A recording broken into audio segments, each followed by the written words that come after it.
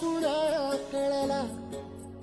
तळमळलीस तू कारपुनी हिरवा पदर तुझा जळला छळ केला पिढी जात तुझा ग उखडून वनराई अपराध किती झाले पण आता शरण तुला आई